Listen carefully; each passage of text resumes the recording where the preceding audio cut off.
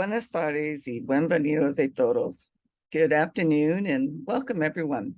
Welcome to a community dedicated to providing spiritual tools for living a happy and full life. My name is Karina Shear and I'm the spiritual director and founding minister here at the Center for Spiritual Living Puerto Vallarta.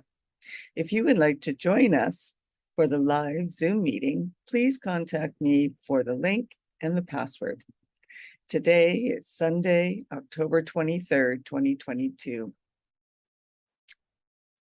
And the Hurricane Roslyn has now passed us, and I'm happy to report that we still have power, we have lights, and we have action. So the rivers down the streets have stopped flowing, in my neighborhood at least. The rain has stopped, or at least slowed, but the clouds are still looking a little dark, and so we may be in for a little bit more rain today.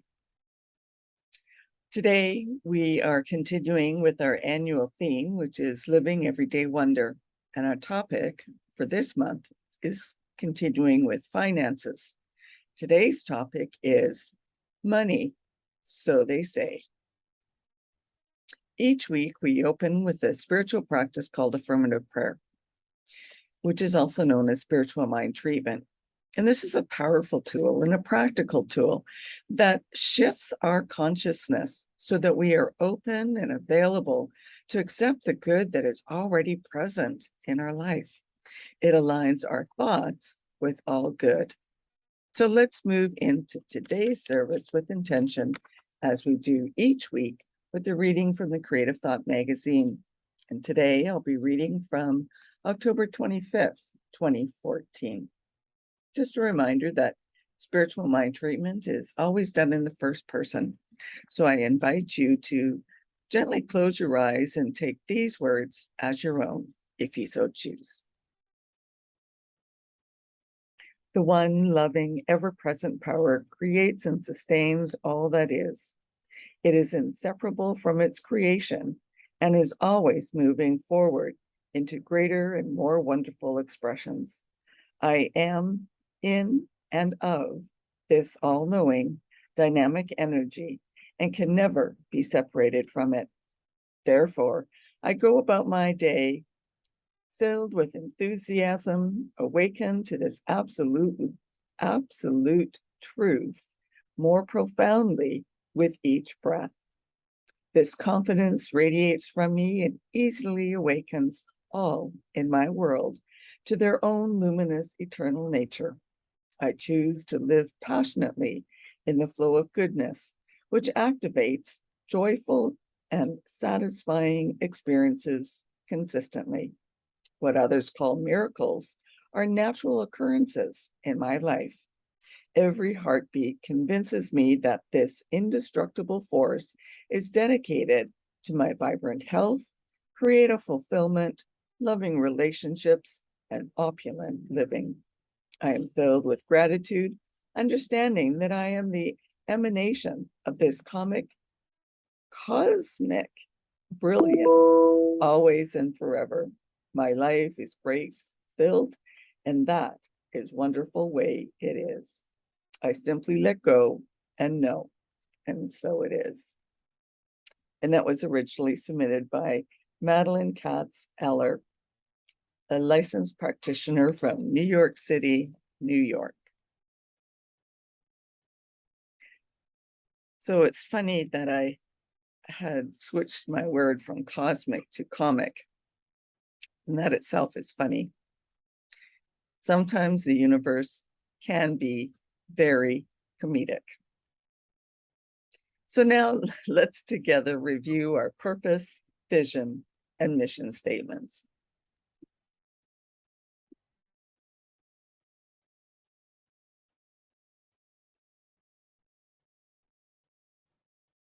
We have a grand purpose here each week, and that is to awaken and celebrate diversity and to love and serve our community.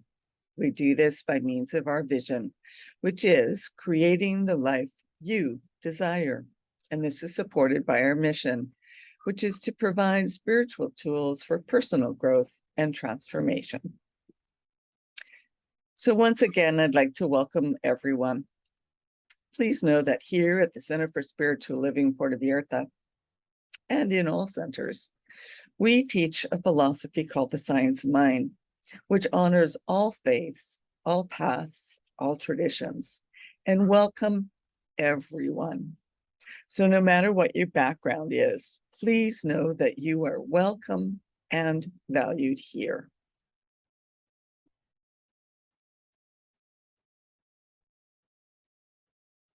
So as I mentioned, we teach a philosophy called the Science of Mind. And this is a teaching based on new thought and ancient wisdom. And we offer spiritual tools and principles to promote personal growth, such as our opening spiritual mind treatment. And as I mentioned, we honor diversity in all aspects so that we can see and appreciate the great oneness that already exists everywhere and within everyone. Dr. Ernest Holmes founded this teaching in the 1920s when he studied both Eastern and Western spiritual texts in order to create the Science of Mind, which focuses on the individual use of thoughts and this powerful thing called the mind. When asked to provide a concise definition of the Science of Mind teaching, he had replied that it is a correlation of laws of science, opinions of philosophy, and revelations of religion applied to human needs and aspirations. So we are offering a service with an inspirational message each week. We continue to do it online at 10 a.m. Central Time, as well as in person at Calle Venezuela 232 on the rooftop. However, today it might still be a little rainy, so we'll see what happens closer to 12 o'clock if we are to continue the in-person meeting. In the meantime, if you have any questions or comments, you can either post them online, wherever you are watching this replay, or chat with me in person, or send me a direct email, and I'll be sure to respond. So today, the cloud of myths surrounding money is dense, quite similar to the clouds that we have been experiencing with this Hurricane Rosalind. But now it's time to breathe in the air of truth. Finances can be an area of immense joy and immense struggle. So this month, we began with an awareness of the infinite source from which all flows, and then follow that flow through the human experience, both personally and for the individual, and then out into the world. So much of our trauma around money is based in myths and that old stinking thinking belief and false beliefs. So let's apply everyday wonder and compassionate curiosity to those beliefs and set ourselves free. I'm sure you've heard the saying before, as you believe, it is done unto you. Well, in the Science of Mind textbook, Dr. Ernest Holmes wrote this: the idea that it is wrong to treat for what we call material good is based on the belief that reality and actuality are separated by a gulf which can be bridged only through individual suffering, impoverishment, and misery, that man can be redeemed in some uncertain future, but not here and now. And that was actually from the book Living the Science of Mind. So our beliefs create our experience of life in this world. And if we are a clear conduit for the divine flow, which we are, it is easy and natural for that flow to show up as good in all areas of our lives. If our conduit is clogged with beliefs that block the flow of good to us, we experience the opposite: poverty, lack, and limitation. So imagine a garden hose with a knot or a twist in it. The water may be reduced to a trickle or none at all. That water may be reduced, but this water is our flow of good. So we must release this blockage to allow our flow of good. Our work is always in the middle layer of the teaching symbol, cleaning out the dysfunctional and untrue beliefs that operate as law within us. We can't just pretend that they're not there. We have to bring them to light in order to release them. Louise Hay said, "You can't clean your house if you can't see the dirt." And we don't want to wallow around in the dirt. Just see it and release it with the statements of truth. So now, let's clean house. During a Science of Mind class, a student had claimed that she was scammed out of $800. She suspended going into old stories of stupidity and loss. Instead, with the support of the instructor and classmates, she called on the universe to replace all of the, quote, lost money and more. Within 2 days, a person who owed her money that she never expected to repay her had called to say that she had just deposited $1,000 into their PayPal account. The money and more had flowed right back in. Ernest Holmes wrote this in The Creative Mind and Success.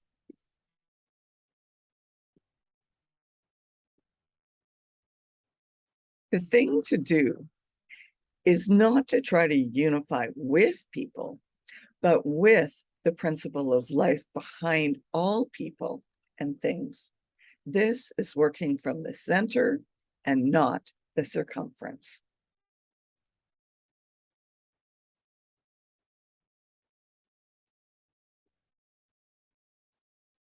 So there's 3 myths that I'd like to discuss today. The first one is that great spiritual teachers were poor. Jesus is the classic example in our culture, but Jesus wasn't poor.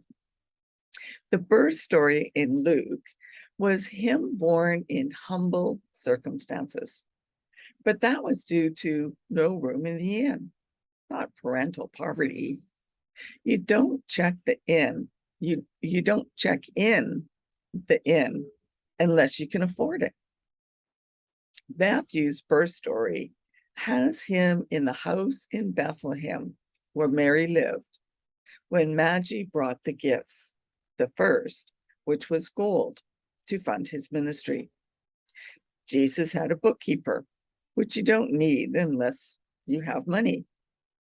He wore a seamless robe mixed with rich and poor alike, and was supported by the women to whom he preached. Nowhere does it say he couldn't afford something. The famous statement about it being hard for a rich man to enter the kingdom of heaven, and the kingdom of heaven is actually within. But this was a comment about the attachment to wealth and the social status of his time. The Buddha was wealthy, rejecting both extreme wealth and extreme poverty for the middle way. Mohammed was a wealthy trader and married a rich widow. Lao Tzu and Chung Tzu were both respected government officials with no indication of poverty. Abraham, Jacob, Joseph, and Moses were all very well off. So it's time to let go of the myth of spiritual leaders as being poor. Eric Butterworth wrote this in spiritual economics.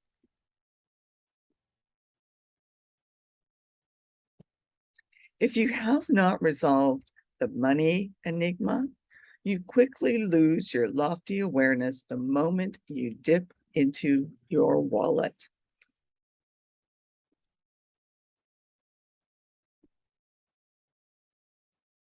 So last week, we took $100 bill and looked at it, really looked at it. So let's do that again today.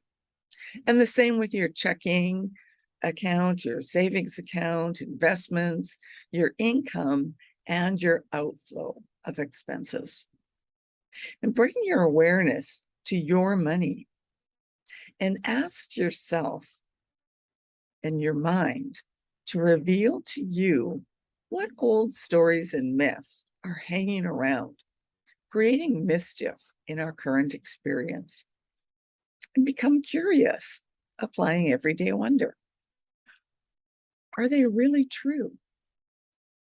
Ask them why they're still hanging around.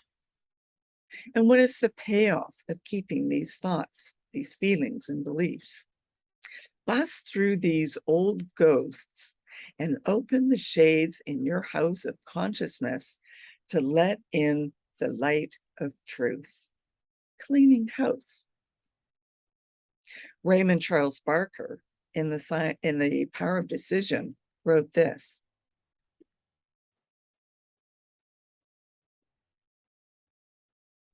know yourself as you are in God, thereby ceasing the incorrect knowledge of yourself as mere man or woman. This redefinition is essential for your health, wealth, love, and self-expression.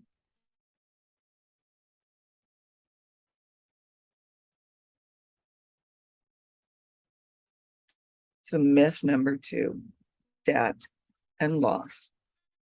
Within an infinite oneness, there can be no debt or loss.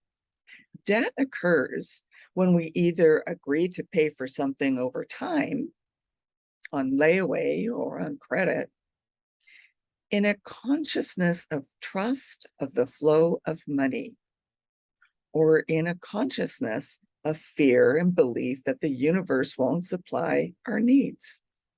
Ultimately, God can't owe itself something. There is only infinite abundance. The kind of debt that creates problems comes from an overall consciousness of lack and distrust of ourselves and that universal flow. Loss comes when we believe money is ours, but there's only a limited supply coming from certain channels. When we let go of possessiveness around money and realize that money is a form of wealth which we use, it comes in, some stays, and some goes out. We let go of that death grip on money. There must be that in and out circulation.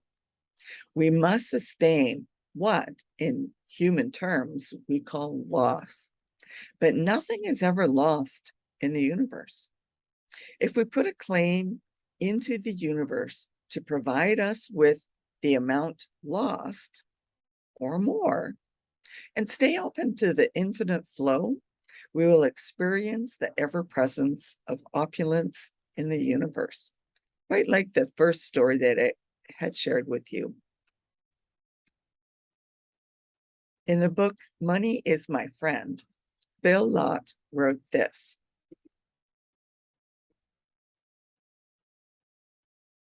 the key to wealth is learning how to take charge of your mind, learning how to process your mind with affirmations, studying and releasing yourself from the major inhibitors of the mind, and learning to better use your imagination. Said most simply, increasing your wealth is a matter of increasing the quality of your thoughts. Become rich in thought. So myth number 3, shame and fitting in. If we were raised in a shame-based home, school, church, or culture, we especially carry shame and guilt around highly charged items such as money and sex, both which are forms of divine energy. When understood rightly, instead, we learn that we are just plain wrong, whether we have too much or not enough. Our parents didn't know how to deal with these feelings, so they fought, hid, and didn't talk about it. They overspent or underspent, and a myriad of other behaviors. And we learned to keep quiet and to fit in, or we fought by acting out, not really understanding why. Many of us are afraid that a great deal more money would cost us our friends and be disloyal to the culture with which we are familiar. Domesticated, as Toltec writer Don Miguel Ruiz states. We forget that we have lost or chosen to lose friends in the past, but have made new ones. Our life tends to match the people with whom we constantly associate. So if we want to expand our good, we have to expand not only our consciousness, but the group mind in which we hang out. Get some richer, more conscientious friends, and richer in all ways, not just in their wallet or their bank account. The universe supports our expanding consciousness by matching our energy with surrounding people and circumstances. So let's grow. And Brene Brown said this: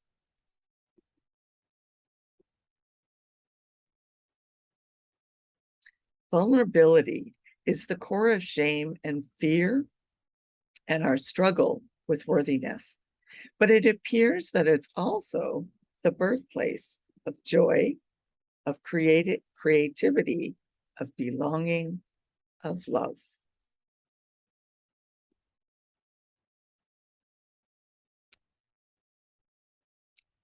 So in conclusion, money is a form of divine energy, and we don't need to feel ashamed about our interaction with it, nor do we have to dumb down or fake that we're rich to create a healthy relationship with money. We need to let go of the old stories about poverty of the great spiritual teachers so that we are good if we are poor. We have to let go of clinging to debts and losses, attaching our identity to our money.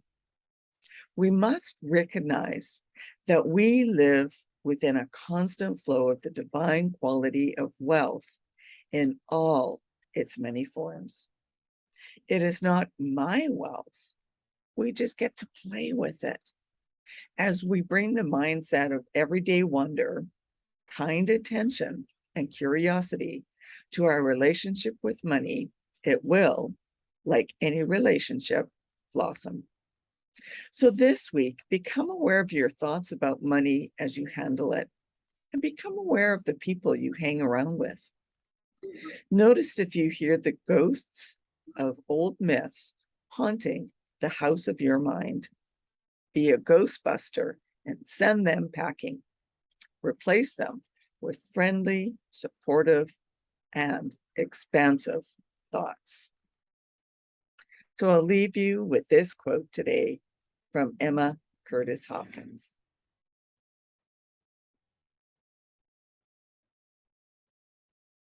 The idea of the absence of good is plainly spoken enough. The idea of where the good must be and is, we are not talking about as a society. And that leaves us to our affirmation for the week. I free my mind to be an open conduit of good. And so now it's time for our opportunity to give back financially where we are spiritually fed and nurtured. Donations are gratefully received through PayPal or Tidely on our website, which is www.cslpv.org. On the landing page, you'll see donate buttons for both of these methods. And they're also placed and now active on the page where you see these replayed videos of our talks on the website. Alternatively, if you would like to still write out a paper check, you can do so addressing it to CSLPV number 403 2125 Birch Road, Kelowna, BC, B1Y8M1. And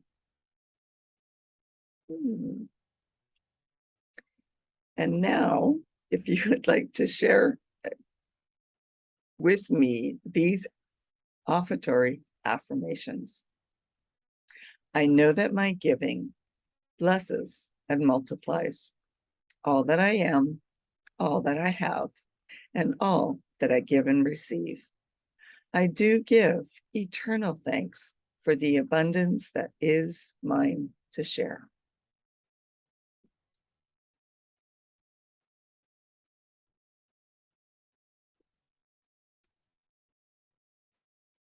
So thank you for coming and joining me today. Please note that if you would like to have a one-on-one connection for a spiritual mind treatment to assist you with change or whatever it is you're experiencing or would like to experience in life, then please connect with me. And if you would like to commit to being a member of the Center for Spiritual Living Puerto Vallarta for this upcoming year, or if you would like to be on our board of trustees, please contact me so that we can send you the current forms. I'd also like to remind you to like and subscribe to our YouTube channel and Facebook page. And if you're interested in learning more about the science of mind teaching, we are currently offering courses, Change Your Thinking, Change Your Life. And this will be run again later in the new year. We are also offering foundation classes in both English and in Spanish. Currently, we're offering the Spanish course in person. If you would like to participate in any other workshops or book studies, or even have a class that you would like to be offered, then please let me know what you're interested in so that we can schedule it on the calendar. And in the meantime, let's continue with practicing peace. We can each be a force for peace and nonviolence.